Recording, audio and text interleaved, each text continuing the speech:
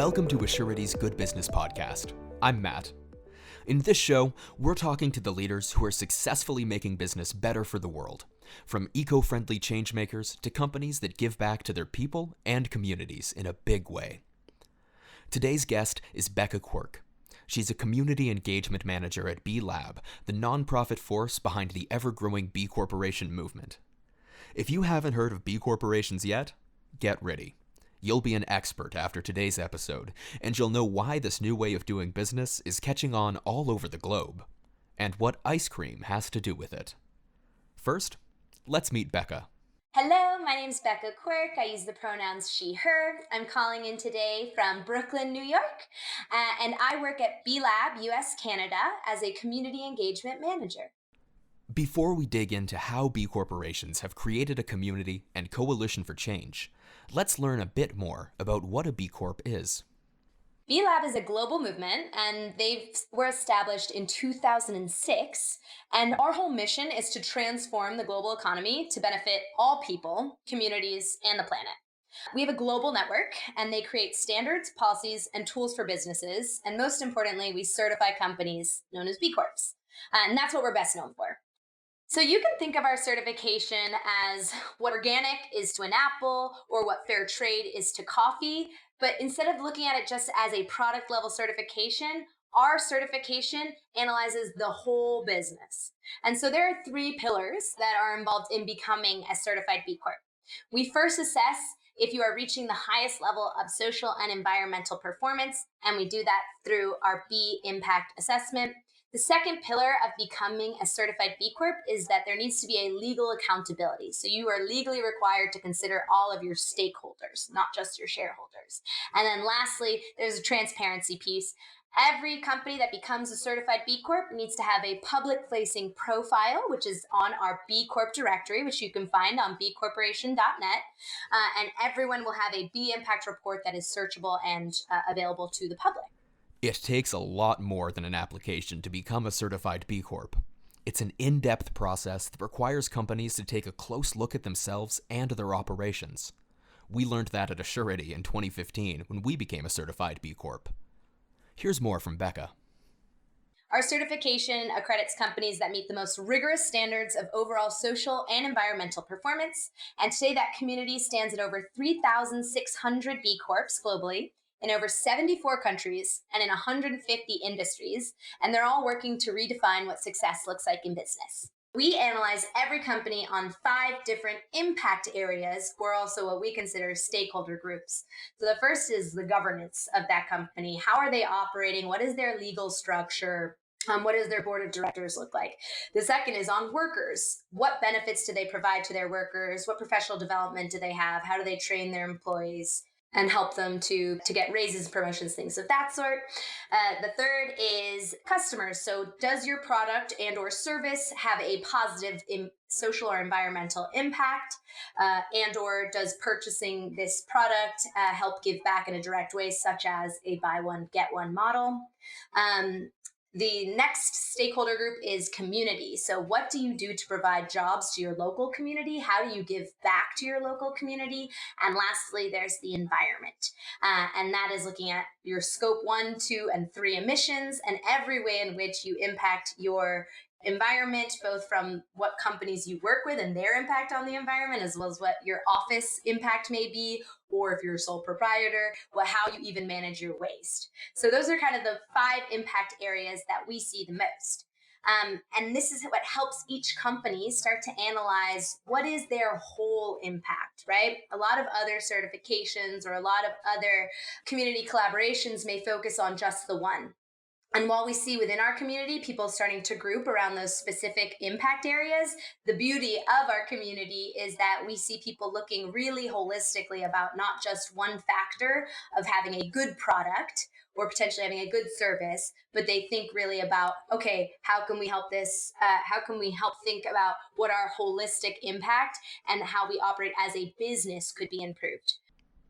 And as we learned in our last episode with Jared Carlson, B corporations and other types of social enterprise are succeeding, which is leading to more and more companies becoming B corporations, even during uncertain times. The growth rate has been really incredible. And in fact, we thought 2020 we were going to see a bit of a dip considering the state of the world that we're in and the financial precarious nature a lot of businesses find themselves in. But actually, we saw an even increase in the number of companies that wanted to become a part of this movement. And we attribute that to both leaders, companies recognizing that they want to be a part of this movement that wants to stand for better and wants business to really stand on its own 2 feet and talk about what they can do to give back to society and their communities. But also, we see that because of an increased demand in consumer awareness and asking B Corps as well as just ordinary companies, what are you doing in this moment to step up? Like many millennials, myself included, Becca found herself searching for work with a bigger purpose. And that's how she ended up at B Lab. I found out about the movement probably back in, I want to say it was 2017, I would say 2016, 2017. And I found out about it when I was job searching because I was one of those eager beavers recently out of university wanting to dedicate my work to something that had a bit of a mission behind it. And that's when I stumbled upon what B Corps were and knew that this was a great way for me to vet a company that actually meant what they said. Now, she's a community engagement manager, which, in a movement like the one B Lab has created, is a vital role. I have the great pleasure of day in and day out working with the BCorp community, specifically the US and Canadian B Corps. So, my role as a community engagement manager, I kind of view as being the connective tissue. I try and encourage and engage B corporations to connect with the broader community. And occasionally, I even interconnect B Corps with some other team members at the internal B Lab team. My whole goal is to try and grow this community so we can be as supportive to one another as possible. A lot of what that looks like is how do I help encourage B Corps to work together on marketing campaigns that they have upcoming? How can we see more collaboration of people speaking to what it means to be a business that stands for more, a business with purpose? How do I keep them in the loop of campaigns that B Lab US Canada comes out with? Another big factor of what I do is how do I help B corporations recognize the value add they have of being a part of this community and specifically what that can mean to any and all of their employees? There's a lot of B Corps that have people that are working in HR and marketing and different variations of roles and supply chain, things of that sort, that have access to others that are doing very similar work to them. And specifically with the scope of how do I do this better? How do I do this in a more impactful way? How do I do this in a way that has the least impact on the environment? And so trying to really bring those employees together to start to crowdsource a lot of best practices of what better business can look like, as well as I really try and incentivize companies to think about what does their impact look like at this moment. And that's the great benefit of becoming a B corporation and doing so and getting your impact measured by your B impact assessment. But once you've reached that certification point, how do you continue to improve? And our B Corp certification is not a one and done. Once you receive your B Corp certification, we mandate that you recertify every 3 years. And so we need to see that impact improvement because in addition to recertifying every 3 years to continue that commitment of being a better business, our bar is raised every 3 years. So I'm really trying to incentivize our B Corp community to continue to push themselves to be better. Over the last years, B corporations have started to work together, collaborating on projects and learning from one another. And they've created some surprising results. Our B Corp community does really represent best in class when it comes to how businesses can operate differently. And so the more we can bring these thought leaders together, I think the more benefit we can see, both to our existing community, but also to ordinary businesses that are also trying to improve their impact. And we believe that we're stronger together than apart. Our certification is expansive, and companies that within it can operate in different countries, in seemingly unrelated industries, but they're all working on that common goal of using their business as a force for good. Part of the magic of our community is that together they're this movement that is proving that businesses have to do better and that they can do better and that it's profitable for them to be doing so. And there's a lot of businesses in the community that continue to learn from one another, and that there's a lot of best practices that they can bring to the community and, again, to the broader ordinary business world to start to engage. If they're not ready to make the jump themselves to become a B corporation, what practices can they learn from these best in class businesses that they can incorporate to start their journey of improving their impact? I guess one good example that I can bring up on how B Corps have collaborated with one another is Rhino Foods, which is a cookie dough manufacturer that actually supplies the cookie dough to Ben and Jerry's, which is another B corporation. Rhino Foods' whole ethos is okay, what can we do to really help support our employees, right? And they have a huge hiring funnel that comes through helping support refugee populations that are located within Vermont. What they recognize is everyday Americans will struggle to meet a financial emergency that happens in their lives. Something as little as $500 could create a huge devastating impact for these employees. And recognizing the financial instability that a lot of people in this country have, and specifically some of their workforce had, they decided that they wanted to do something about it. So they developed what's called the Income Advance Program. And the idea is that rather than their employees having to go out to like loan sharks or having to quit because they needed to find other ways of paying back loans in sometimes dangerous manners, what they've done is they've created loan schemes for their employees that they have access to emergency funds, and then little bits of that is paid back off of their paychecks every week. And the extra benefit out of this is that a lot of these employees actually were struggling or accessing bank accounts. And so this was a whole new way for them to be able to have new bank accounts established and grow their credit score. And so this is just one beautiful story of what a B Corp's mission can look like. And Rhino does a lot more beyond just their Income Advance program, but they knew that they wanted to share this with the B Corp community. So at what was previously our in-person annual Champions Retreat, they decided they were going to host a session and teach all other B Corps about this.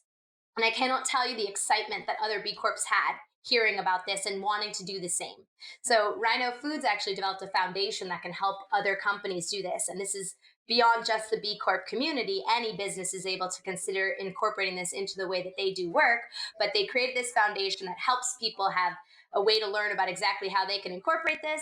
And what they did was they shared it with the B Corp community. And we've seen, I think at this point, a handful of other B Corps that have incorporated that, such as the Bama Companies, which operates out of Oklahoma, which has a whole different set of employees, but have also seen the benefit of being able to create this financial support to their employees beyond just high quality jobs that pay well, being able to be this additional support factor for them. So that's one fun example of what collaboration has helped to foster in the community. And the impact goes well past cookie dough. These companies are not only creating incredible products, but they're innovating new ways of doing business and enriching the lives of their stakeholders in the process. Some other impact areas we see a lot of focus coming from our community on tends to be the workers piece.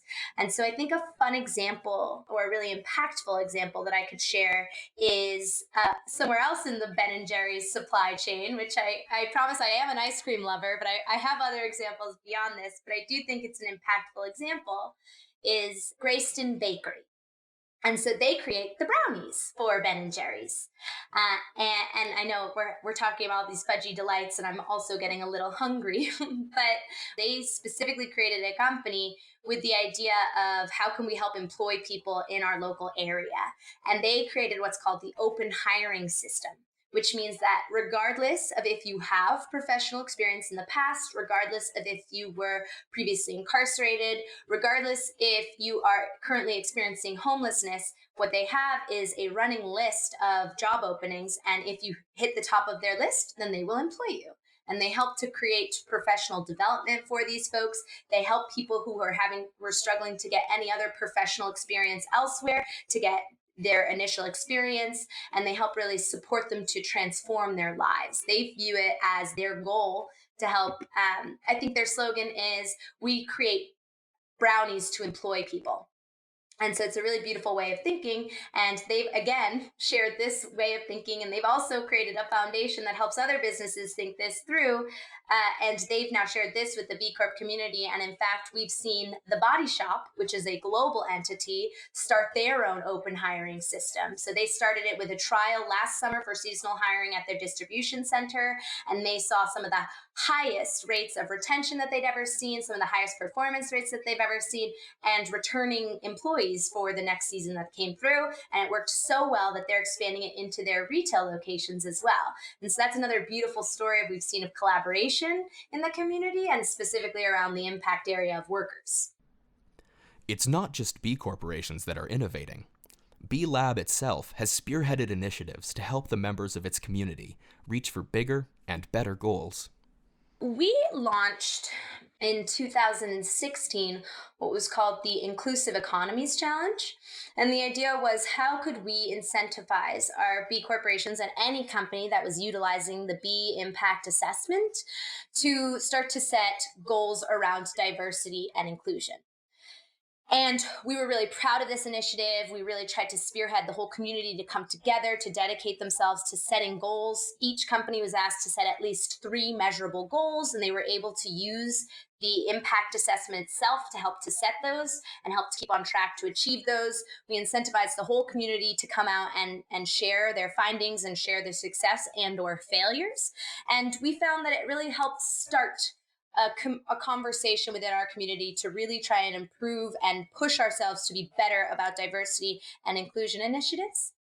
But what we also recognized was that when you talk about improving on your diversity and inclusion journey, that oftentimes setting measurable goals makes it feel like, oh, okay, great, box checked, we are done with that. But what we have realized, and we have recently committed to becoming an anti-racist organization, is that this work is never ending and it is an ongoing journey. And so we look back at our Inclusive Economies Challenge and we learned a lot, and we're proud of what we achieved, and we're proud of what our B Corps were able to achieve in setting some really good and lofty goal setting for themselves. However, what we recognized was that didn't go far enough, and that we need to work really hard on making sure that this is embedded into an ongoing journey, and that people recognize that it doesn't stop just when you hit XYZ metric.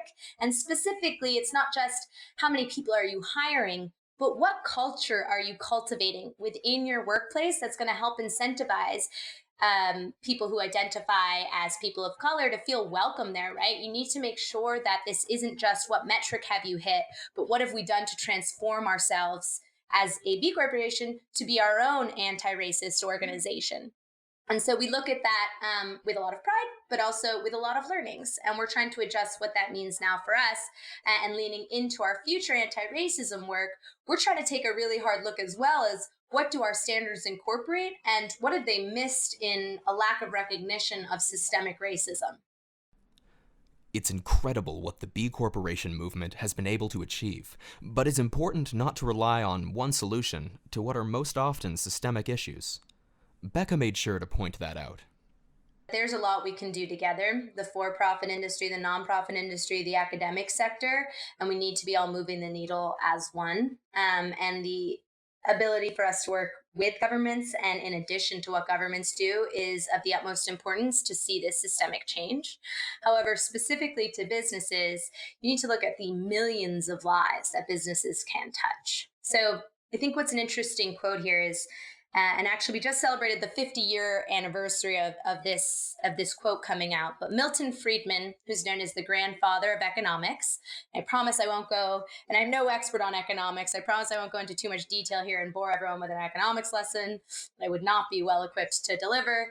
But Milton Friedman said that the sole social responsibility of business is to increase profits. And that's what we call shareholder primacy. And this became kind of the golden rule in business. In fact, I went to business, I studied business in undergrad, and my university's mantra was men and women for others. Yet my first day of my first class of business school was, all businesses do is increase profit, nothing else. So men and women for others until it comes into the business realm, right?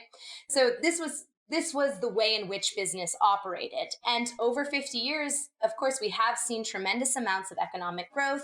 GDP is up, things of that sort. There's been a lot of benefit for the way in which this way of thinking had operated in businesses, and in some ways simplified the way in which businesses operated. But we need to take a hard look at who did that business benefit and at what cost, right? Extractive business and shareholder primacy focused on too much short-term results has left us in an extremely inequitable society, and one in which we're seeing some really tangible evidence and recognition of systems failure. We're seeing the concentration of wealth to the upper 1%, right? We're seeing irreparable and nearing irreparable damage to our environment also growing. And if we look at all of the ways in which businesses can really take hold of who they touch and the impact they have, that's how they're best suited to help improve the world that we live in. If you have this stakeholder approach, so stakeholder capitalism is kind of what we stand by at B Lab and believe the direction that we need to go in, and is the example that B corporations and the way that they do work are representing. But if you start to look at each stakeholder that you impact, you start to look at the holistic way in which businesses operate in our societies and in our world. So not only the people that they employ, the communities that they're operating within, the environments that they're polluting, they have their own way of influencing each of those spheres, and they have their own way of improving the environments that they work within, the communities that they employ people from, and the benefits and the flexibility and the quality of life that they offer their employees. So they are one sphere that is extremely important, that businesses need to step up to and recognize the power and influence that they have within their spheres, however small or big they may think that they are. And that can work in conjunction with greater governmental policies, in conjunction with the beautiful work that so many nonprofits are doing. And in fact, so many of our B Corps have really strong and thriving relationships with nonprofits. But this all needs to work in coordination with one another to help to develop a new system. Still, the numbers don't lie. B corporations are succeeding, and their way of making business more responsible is gaining momentum year after year and beginning to make a cultural change. There's always difficulty in getting people to change what have become known assumptions, and also what tends to be simpler responses, right? It's easy for a business to focus on just creating profit. The B Corp movement proves that there is a different way of doing business, and a way of doing business that is equally as profitable, if not more so. Actually, we saw at the end of the last recession that B Corps proved more resilient, and their businesses stuck around after that recession at much higher rates than that of ordinary businesses. What we're seeing through this pandemic is that businesses have been able to pivot, and in an authentic way and manner, to help their communities, help their employees in ways that also help their businesses survive. And so we're seeing a lot of businesses proving that this is, in fact, the new way of doing business. And I think something that drives this home is that we've seen cultural shifts. We're seeing consumers, 80% of consumers believe, and this is from an Edelman study, 80% of consumers believe that businesses have a responsibility to address societal issues. 86% of employees believe that their employer is responsible to society and the environment. And we've seen these trends grow and grow and grow. This is not new. But what we saw, which was new and inciting and made us start to recognize that we're really starting to push this needle, is that in 2019, top CEOs of Fortune 500 companies came together through the Business Roundtable and said, shareholder value is no longer everything. Even companies such as Amazon, right, came forward and said, I don't want to be evaluated solely on my shareholder value. I believe and I want to be looked at the way that my business is successful in longer term metrics, as well as what I can give back in different ways. So we're seeing a cultural shift, and all of a sudden businesses even saying, no, we want to do better and we need to be analyzed in a different way. And when you look at something like the Business Roundtable, the importance of one of the B movement's key features is highlighted: accountability. It's easy for leaders to say it's time to make a difference, but when the waters aren't calm, their stories often change.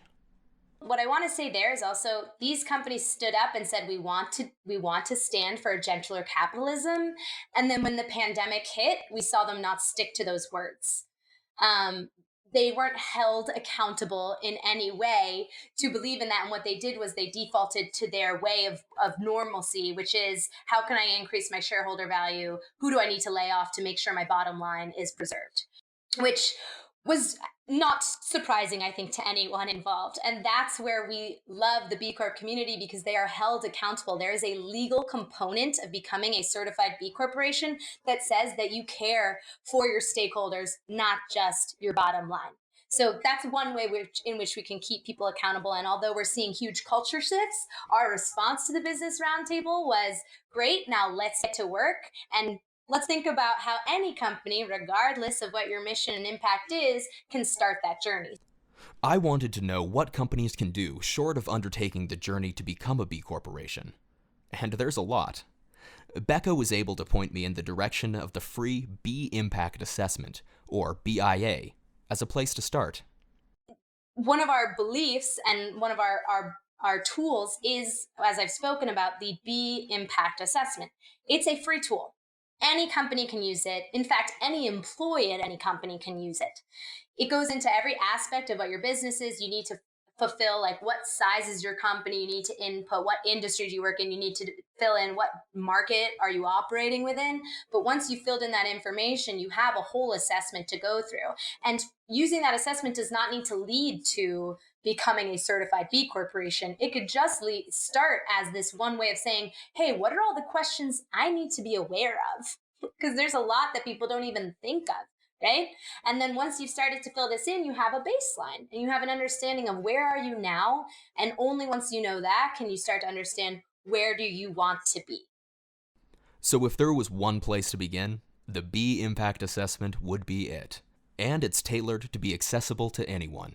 There are actually 78 different tracks on the assessment, which I know sounds a lot, but you need to think about the difference of questions that a sole proprietor that has a marketing consultancy will need to fill in versus the equivalent of a Ben & Jerry's that's creating ice cream that goes globally all over. So there's different ways in which we will weight the impact of those responses. But importantly, what I want to point out is regardless of what your business is, we have the holistic approach that there is a positive assessment scope that we have. You do not lose points necessarily for something that you don't do. You only have the ability to gain points within our assessment. And we do that because, exactly to your point of how can any company start, we want you to know that, okay, maybe this isn't something you're doing, but this is where you can go. And each question is laid out very clearly to show what would give you a maximum amount of points and what would give you the minimum amount of points. Because we want people and we encourage people to start their journey no matter where they are.